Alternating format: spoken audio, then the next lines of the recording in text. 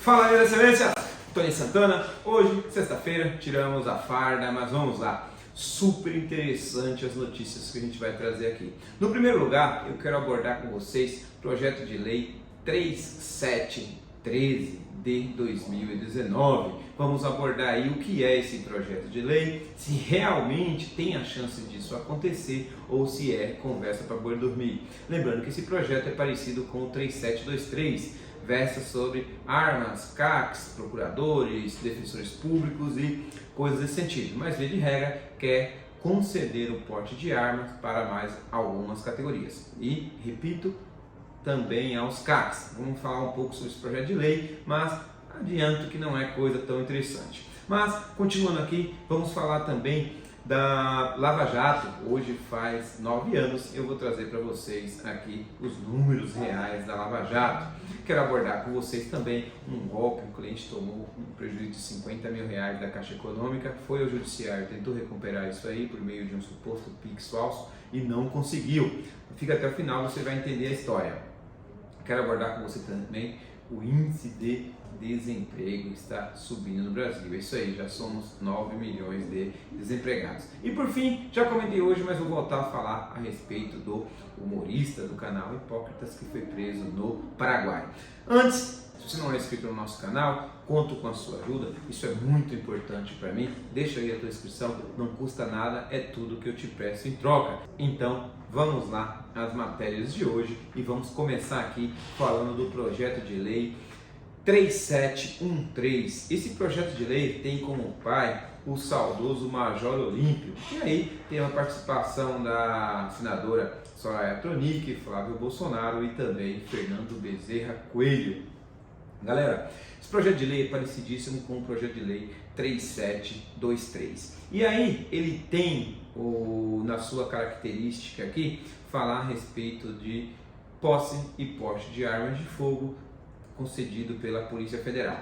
Via de regra, o que ele busca, junto com as suas emendas, é o porte de arma para os CACs, ele fala aqui em atividade utilizando armas de fogo, algo que está no artigo 9º, aos integrantes das entidades de despósitos legalmente constituídos que demandem o uso de armas de fogo para desenvolvimento das suas atividades, desenvoltura das suas atividades.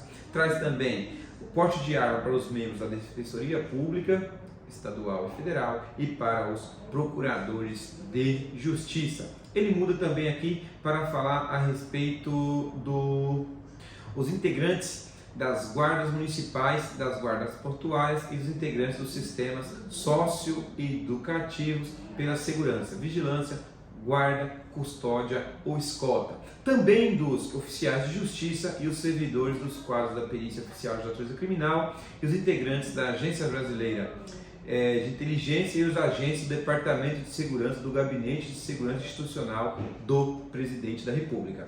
Não seria um porte convencional, mas você teria aí que passar por aqueles questões dos laudos, o psicológico e também o laudo de tiro, apresentar aquela documentação na Polícia Federal e a Polícia Federal concederia o porte de arma, diferente de um porte de arma, por exemplo, de um policial.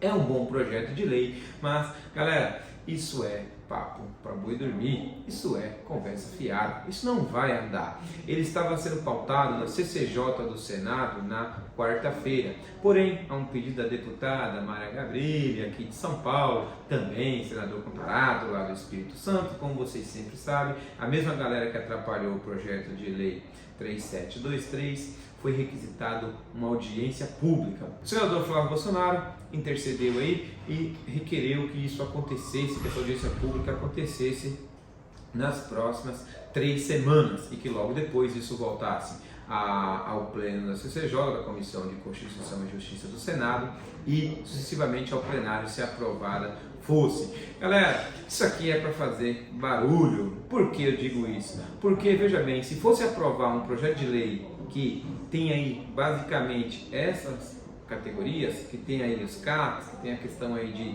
dar o acesso às armas para algumas categorias, eles aprovariam o projeto de lei 3723, que está parado lá no Senado, relatoria do deputado Marcos Duval, desde 2022. Então, esse papo aí de que voltou a discutir o assunto, de que precisa fazer algo para que o o Judiciário, o STF não tenha que legislar, não passa de papo fiado e coisa para boi dormir. Isso teria que ser aprovado na CCJ, aprovado no plenário, vir à Câmara dos Deputados, passar pelas comissões. Lembro que a Comissão de Constituição e Justiça da Câmara dos Deputados é do PT, é do Rui Falcão aqui de São Paulo, e ele não vai pautar isso tão cedo.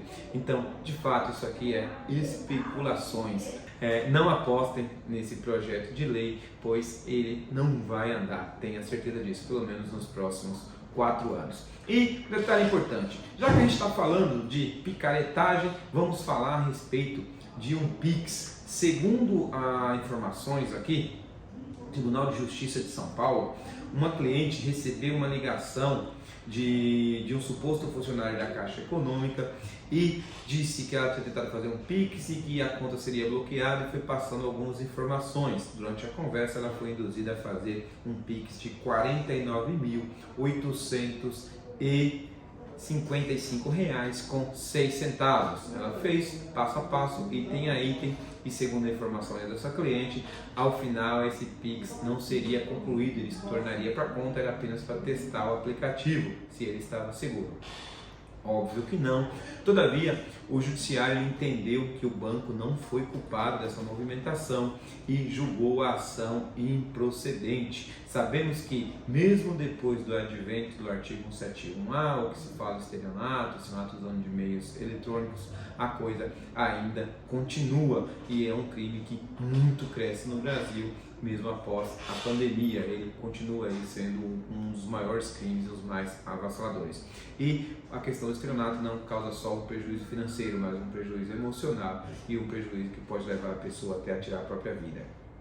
E eu já acompanhei casos nesse sentido e é algo terrível. Então temos que tomar o máximo de cuidado possível, fica esperto, não dá moleza, confere de quem está recebendo a ligação, não deixe que as pessoas lhe peçam dados e não caia nessa, não dá esse vacilo. Veja aí, cliente da Caixa Econômica Federal perder R$50 mil. Toma cuidado. E aproveitando, mudando de assunto, vamos falar de Lava Jato. Hoje estamos completando aí 9 anos da ação. Quando foi proposta aquela ação em conjunto, a Polícia Federal, depois o Ministério Público, e foi lá para a 13ª Vara de Curitiba, ficou famosa por prender aí pessoas muito importantes, a nata da sociedade brasileira, inclusive um ex-presidente. Tudo isso aconteceu aí sobre o julgamento do famoso juiz, hoje senador da República, Moro, também com o Deltan Dallagnol, que hoje é deputado federal. Veja aqui, alguns louros, essa operação foi dada para determinadas pessoas. Mas queria trazer aqui, foi uma operação super importante, foi algo que chacoalhou o Brasil e deu aí uma esperança de que a corrupção iria diminuir, que nós seríamos um país onde o judiciário atacaria ali, indiferente da tua condição financeira. Mas depois de muito tempo, isso não ocorreu e não vimos isso acontecer. Mas já que é aniversário e hoje faz 9 anos, eu queria discutir com vocês aqui e trazer para vocês alguns números interessantes. No auge da Lava Jato, ela chegou a ter 125 inquéritos, isso em 2017. Desses inquéritos, desses 125, 43 foram arquivados e 34 denunciados. Desses 34, 13 foram aceitos e 9 foram rejeitados. Desses rejeitados, 4 foram absolvidos, 3 acabaram sendo condenados e os demais ou foram mandados para outra instância quando chegou no STF, ou por algum motivo foram absorvidos ou redistribuídos, ou ainda foi criado algum tipo de nulidade, coisas nesse sentido. Então, tenho aí que esses são os números da Lava Jato. De fato, que tivemos condenados até o STF foram 3 pessoas. Os demais conseguiram aí escapulir pela mão do judiciário. Mas, se me perguntar qual a minha opinião sobre isso, eu ainda tenho muito a agradecer a tudo que foi feito pela galera do Lava Jato. Se você pensa diferente, deixa o teu comentário aí. Vivemos num país livre, é importante saber o teu ponto de vista quanto a tudo isso aqui. E falando em notícia ruim, vamos lá, galera. Essa aqui é um pouco dolorido. O nível de desemprego no Brasil bateu 84%, números do último trimestre, levando em conta aí outubro, novembro, dezembro e janeiro. Parei para pensar que hoje somos 9 milhões de desempregados no Brasil. Uma coisa que eu quero destacar aqui, frente aos outros anos, esse número ele é o menor. Todavia, frente à recuperação que estávamos conseguindo aí introduzir pós-pandemia, tivemos um aumento de desemprego após as eleições com o novo governo, com a nova política, tende-se aí a aumentar o número de desempregados. E vocês que tinham aí como o PT, o pai dos pobres, começam a amargurar coisas nesse sentido. Lembre que esses dados foi fornecido pelo IBGE, então não é brincadeira, 9 milhões de pessoas desempregadas é muito complicado. E por fim, para terminar, já passei de 10 minutos, não é ideia que o vídeo fique tão longo, já falei disso hoje lá no Instagram, que por sinal, se você não segue, dá uma olhada lá, Tony Santana Oficial. O Tony é com Y, Santana é com 2T Oficial novamente. Você só vai conseguir me encontrar se você digitar o nome até o final. Ontem tomei um bloqueio,